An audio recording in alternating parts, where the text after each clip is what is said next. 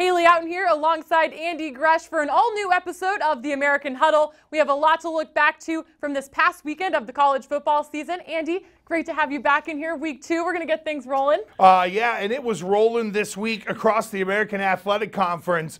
We had big scores, we had a lot of touchdowns, we had a lot of big plays, and we had a lot of block kicks, it felt like. Yeah, it was an exciting, a fun weekend of football to certainly take in and watch. And I think it's only fair to start off the show with paying some respect to our Memphis fans. They took a little bit of a hit at the end of last week's show when you were asked to pick who you think's going to win the West this early on. You had them in there in like a second place finish, but the Tigers had a pretty big win this weekend. Has it changed your mind a little bit about how they're sitting? Well, there's no question that was an impressive win against UCLA, and they showed a lot of characteristics, including the ability to overcome a mistake on a play call that I know has been very polarizing from Mike Norvell, up with the lead and then runs the fake field goal, and his defense was able to close it out. So I thought from beginning to end, the most impressive win this weekend in terms of the quality of opponent, who they beat, and how they played, it was clearly Memphis, and Riley Ferguson was on fire.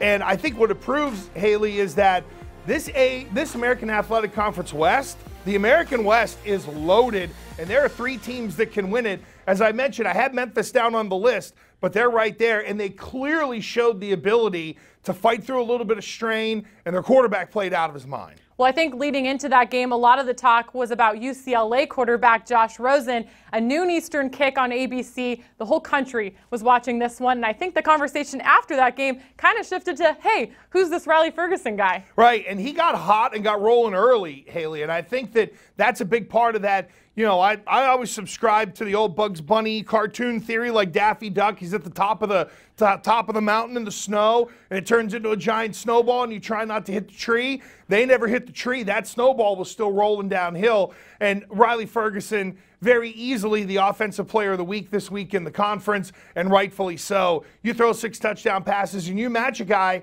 who is up there for the Heisman. Josh Rosen at the end of the year is going to be talked about as a Heisman candidate. Very impressive win for Memphis. I mean, they put their flag in the ground and said, we're here this year.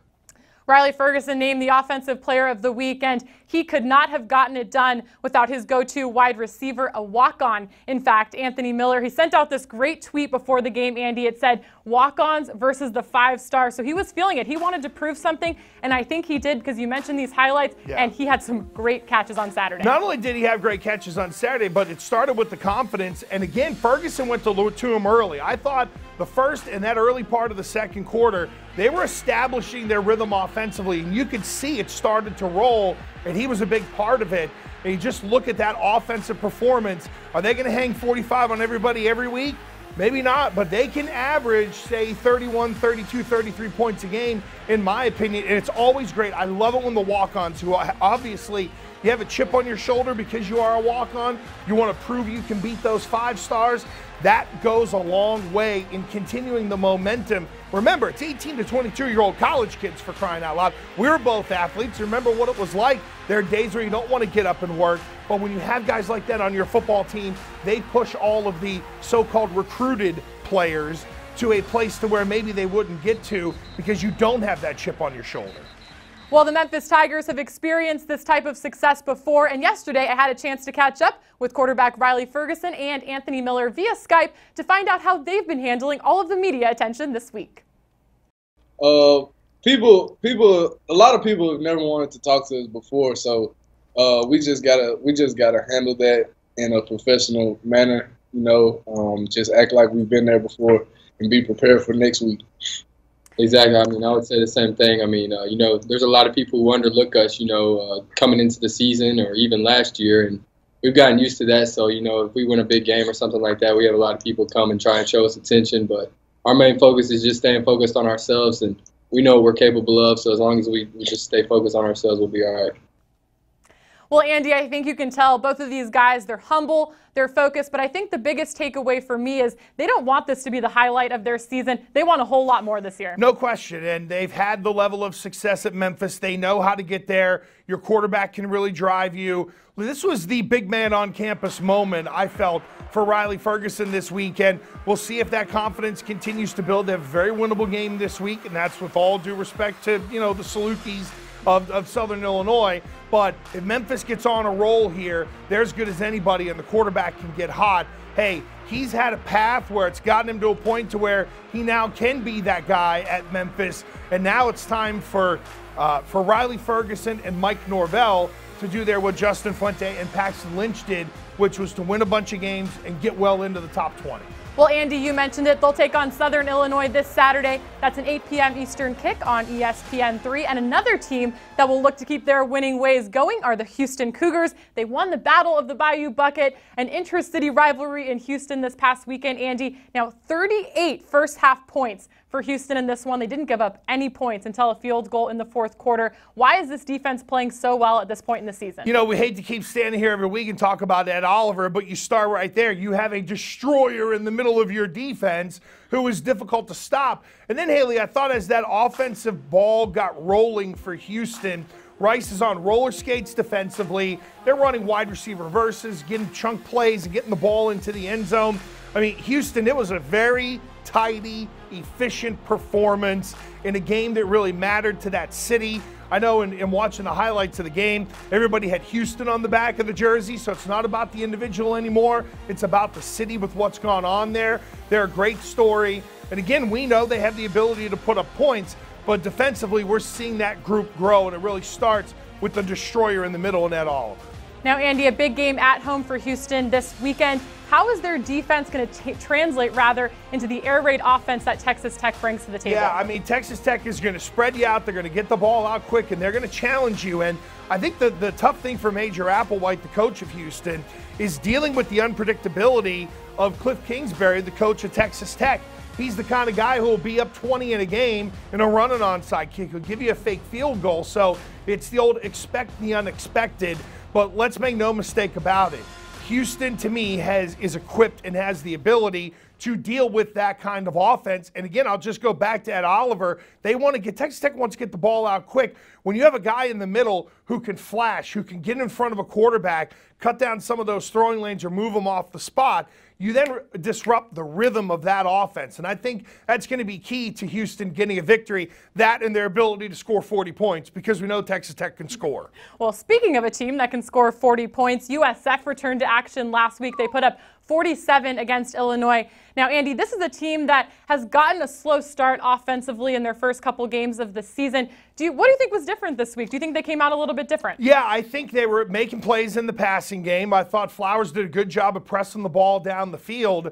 And, you know, when you beat another P6 opponent, notice what I did there. When you beat an Illinois who comes into your yard and you jump up on them early, and then it's, okay, we're going to air it out. I thought Flowers, to me, it was the stretching the ball down the field. And defensively, Haley, we're seeing little things for them getting better.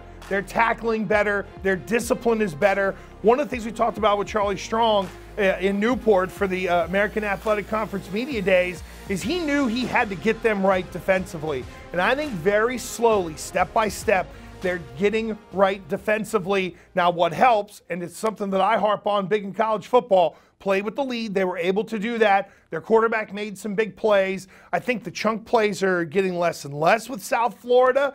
That Charlie Strong defense, the discipline is settling in. And you can see that transformation happening. Plus, going back to last year, they've won 8 in a row now. A lot of kids there have won a lot of football games. I think momentum counts. Well, you mentioned winning a lot of football games, and that's something that USF has done the past couple of seasons, but unfortunately, they haven't made it into that American Championship game yet, come December, rather. And a big reason for that is the Temple Owls, who they face this Thursday night. Now, Andy, when you look at this game, both of these teams, they've kind of split the series the past couple of years. USF winning on their home turf a couple years ago, and Temple the same last year. What do you think will be the difference maker in that game now that we know a little bit more about both of these teams here in week 4 of the season? I think, honestly, USF playing at home, and it doesn't mean that there's some massive home field advantage, but look, Temple played UMass last week, and then you have USF playing Illinois, and then it's short week, and USF doesn't have to travel. So to me, that is a massive advantage that USF has.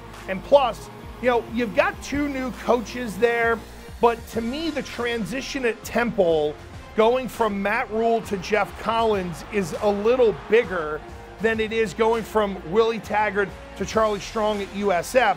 because Charlie Strong can come in, I just talked about it, he can tighten up that defense and make it better. I think Jeff Collins is a guy where he's still trying to put his imprint on that program. We know they've had some turnover. Temple Tough, it's still there, no question, but it's got to become Jeff Collins' Temple Tough. And I think short week, travel, still emotion in that area because we know the weather is still wacky down in that part of the world with all these hurricanes. I think that's a really big deal, and USF catches a break playing this game at home. I'd feel differently, by the way, if they had to fly to Philly and go play that game on a short week. When you look at both of these teams, now USF has been a team known for their offense the past couple of years. You mentioned Charlie Strong focusing on getting that defense to where it needs to be. But Temple, when you think them, you think defense. Yeah, right. So do you still kind of see that matchup as an offense versus defense, or has it kind of shifted a little bit now with the personnel changes and the coaching changes? Yeah, I think it's a little more balanced out now. I could see a game that is very healthily played in the 20s. And there's some familiarity, let's be honest, and that's a big part of it in terms of the players understanding the players on the other side. And to me, it's who gives up less of those big plays, because you get a field flipper, then you start to lose field position, then it can really steamroll on you, and it can take you out of a game for a quarter or a quarter of and a half. And that's where short week games, to me, Haley, become much more about special teams as well. We know that there were teams across the conference who either made a special teams play or had a special teams play made against them, good, bad, or indifferent. And I think that third phase of the game in this one coming up on Thursday night, real big factor. You can catch that one on ESPN. That's a 7:30 p.m. Eastern kickoff, the lone American midweek game. But moving on, there's a whole bunch of games coming up on Saturday. And Andy, a team I want to talk to you about next is Cincinnati. They moved to 2-1 this weekend. Another rivalry game on the slate last week, the Victory Bell, their 12th straight. They were able to claim it, but it didn't come, I think, quite as easy. It was a little bit too close for comfort, I would imagine, for head coach Luke Fickell, down to about 1:07 on the clock, and the Bearcats come up with a pick six to ultimately change what was going to be the outcome in that one. It's pretty amazing. I mean, the pick six Victory Bell is really what that was. And Cincinnati, I was impressed with their stick-to-itiveness. They were really able to grind it out over the weekend. And look, the throw was not a good one. Right into the hands of a linebacker, then takes it into the end zone for the touchdown, and you come away with the big win. And I think for Luke Fickell, again, it's a guy who's trying to put his imprint on the program and definitely doing some things much more differently than Tommy Tuberville did. I don't think there is that. It's not as translatable necessarily in that Cincinnati program compared to, say, USF or Temple. But look, gritty, gutty performance, and it doesn't matter which phase of the game steps up to get it done. For Cincinnati, there was a play to be made. It was made, and it got them the ability to win a football game. And quite honestly, I mean, you're talking about snatching victory from the jaws of defeat. You look at that highlight there in the last minute of that game, and that really does, that is the perfect example for that phrase, which is used so much in sports. Well, the defense comes up big in that one, and we're going to talk about what they need to do coming up this weekend. They have a tough task ahead of them. But Andy, offensively for Cincinnati, Hayden Moore, returning starter at the quarterback position. We saw some really good moments from him against Michigan the week prior. What does he need to do to kind of get this offense going, be more consistent, and get more points on the board at the end of the day? Haley, I think they're still trying to find their offensive identity, and that is something that may take a little while because you are looking at different schemes. There's some stuff that translates, but ultimately there are different ways different coaches want things done. And I think for Hayden Moore, to me, a lot of it is confidence. I mean, if they can get some points on the board early, it allows them to then get their feet under them, get some confidence, and realize that our defense is good enough to play with a bunch of people in the American. So I think confidence is a part of it. I think for Hayden, but he's got to just settle in and be himself. And he can't be afraid to make a mistake. He's got to earn that trust from the coaches that he can cut it loose on third down. And if something goes bad, they ain't going to pull him out of the game, and they're still going to believe in him, and his teammates are still going to believe in him. So I think some of it is confidence, and again, it's just making sure you take care of the football. Because I envision Cincinnati playing a lot of close games this year, and if you don't take care of the football in the close games and win in special teams and get the timely turnover to turn it into points, you know, it'll be a rough year for them. But overall, I think Moore is the guy. Now it's just a matter of them settling in, letting him go play, and let this offense develop that identity. Well, Cincinnati hits the road this weekend to take on Navy. It's the start of conference play. Now's when it really matters. And your first conference game of the season, Andy. This is a team that people spend all summer, heck, all year preparing for. It's the triple option. How do you expect the UC defense to handle Navy's triple option offense? Boy, oh boy, the one thing I know they better do is tackle, and that's the big thing, is that you have to try to get first guy to the ball carrier, try to bog them down a little bit, and then everybody has got to be swarming. I think you've got to load up against the run. In a way, I don't want to say play action be damned, but we know the Navy's only going to throw maybe 15 times a game, if that. And look, they made some big plays this past week in the passing game. So yes, it's something you got to be aware of, but more importantly, they're going to eat you up running the football. You've got to handle the quarterback. And I think for Cincinnati, the word this week is discipline. They have to be disciplined. They can't give up the edge. They can't give up. They got to, the pitch integrity against Navy is a really big deal. I think it's going to be a tough go, quite honestly, and that's really not a knock against the Cincinnati defense. It's a compliment to the Navy offense, because it doesn't matter who the quarterback is. They have found a way to score points. They find a way to just get enough to get it done, and that's the amazing thing about Ken Niumatalolo's crew, is that each and every week, it doesn't matter. Hey, they can blow people out, no question. But if they got to win by 2 or 5, or they need a touchdown late, they normally find a way to get it done. So I think for Cincinnati, they can't let a couple of big plays, if they do give them up, get them down. Their confidence has to stay high. The old chopping wood, whatever theory, whatever line you want to roll out there, Cincinnati has got to do that this week. But let's be honest, it's tough to get ready in a week for Navy. Really tough. Well, I think you hit the nail on the head. Navy is a tough group to prepare for, and they always find a way to win, especially on their home turf in Annapolis. Now, for Navy, they're coming off of a bye week. They've had a little bit of extra rest, but when you look back to their last game, 1-0 in conference play, a 2-point win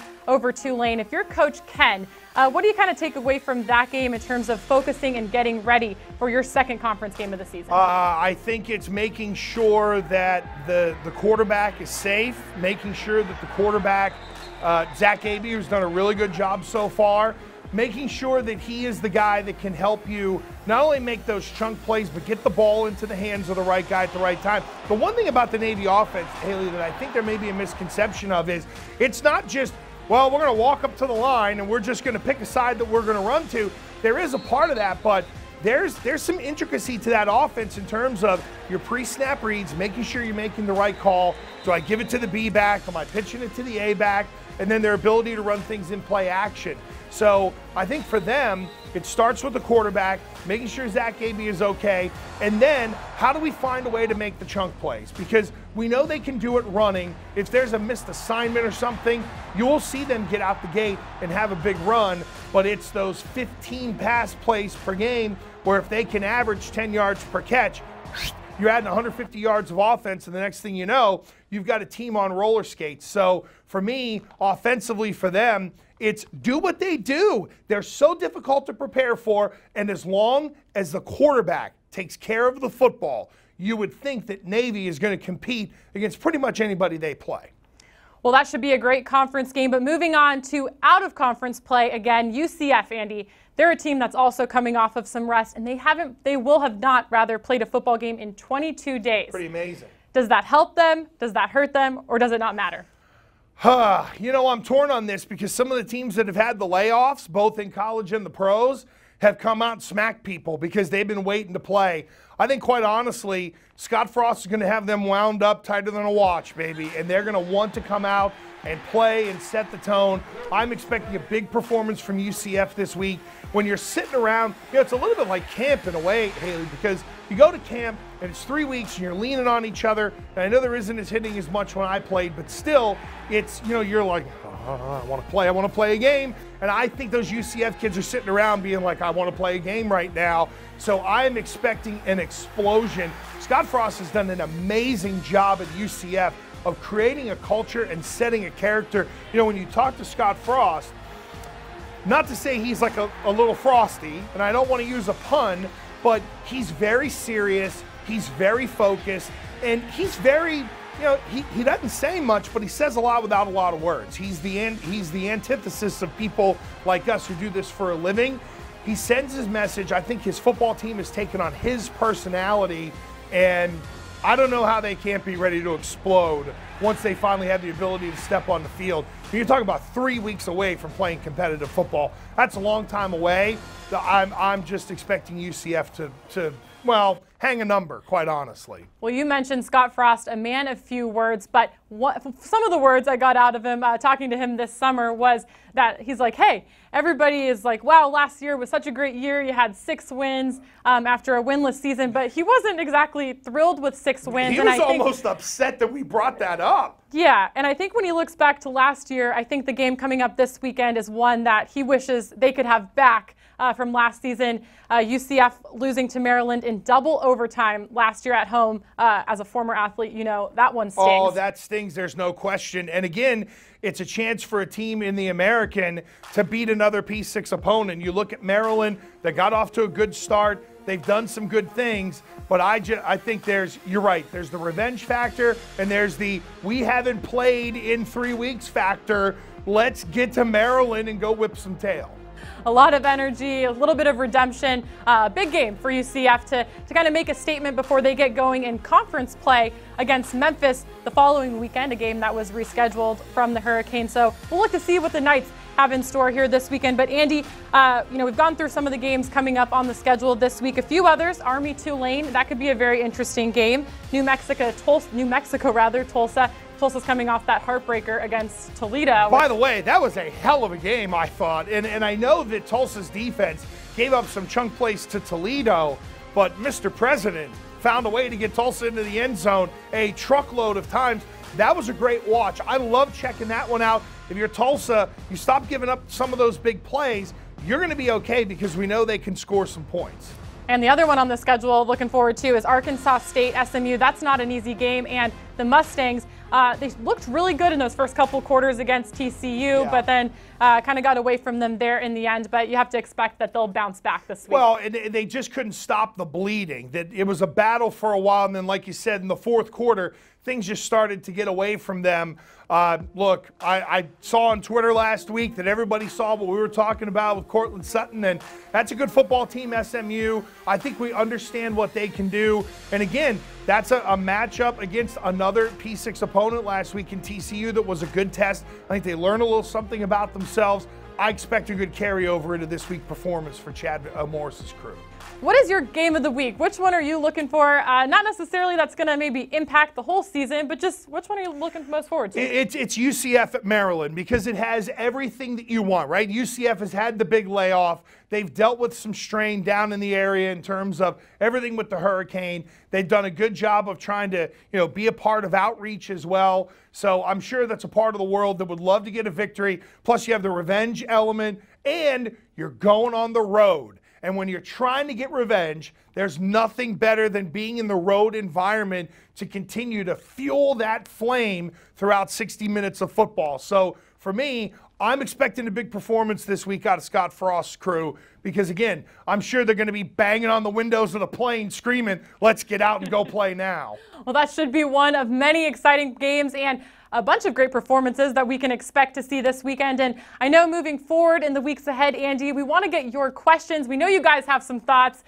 We want to answer questions about your teams and get some analysis from this guy. He knows a thing or two about football. So, Andy, for people who have their questions for you that they want you to answer on this show, where can they find you? All right, so what we need is your feedback. Say you wake up on a Sunday morning, you're going to get your coffee. You want to talk about your team or say, hey, I want to send that fat dope who does that show with Hali a question. All you have to do, @TheRealGresh on Twitter, @Hali Oughton. And of course, you can find us on all the digital platforms as well here at the American Athletic Conference. You can find us on Facebook. However you want to send us a question, there are multiple ways for you to be able to do that, but Twitter is probably the easiest, @Hali Oughton, @TheRealGresh, Gresh. And yes, there are others that are out there that try to steal. There's a fake Gresh out there. There is. There are people who try to steal my mojo, if you know what I mean. But look, there are people, hey, this is the second episode that we've done here, but we want you to be a part of it, and you can be a part of it each and every week. And you never know, you might get a shout out. Maybe you'll end up Who knows? Maybe Hali would call you. I had no idea, for crying out loud. Maybe I'll call you. There you go. Now that will get people going. That's exactly what people want. They want a phone call from you to start their day. There you go. Right? That's fine. We'll talk about any of the teams that you root for here in the American. But in all seriousness, we want your feedback because we want to be able to answer your questions, and Twitter's the easiest way to do it. Well, if you're happy, sad, mad, frustrated, whatever it may be, we're here to answer your questions. As Andy said, we're going to give you some analysis. We're going to break it all down. And the real Gresh, Hali Oughton, but the safest place of them all to go is on Twitter at American_FB, or you can always find us on Facebook as well. We're going to be back again next week and all the weeks following after that, all the way through December. It's going to be great. Well, it's amazing to think that we're in we're in the third week of September, and college football is clearly in full swing. I love getting some of these games in August because it just feels like now college football, and especially the American, has a different kind of momentum, and we're not even through the month of September, so we're going to be here all season long. A lot of chances for you to get your love and your mention. And by the way, if we're doing a great job, tell us we're doing a great job too. It'd be nice. Like, pump up our egos a little bit on Twitter. We need some love. But in September, full swing of college football. Yep. It's starting to feel like fall finally, which always is great when you're trying to sit back and watch some college football games. And I know what Andy's doing in the fall, guys. He's stopping and getting his pumpkin spice latte. Oh, yeah. There's the old pumpkin spice. There's the maple flavors. Oh, yeah, the fall flavors are in. But listen, pretty soon, we're going to be doing this. I'm going to be frying a turkey in here.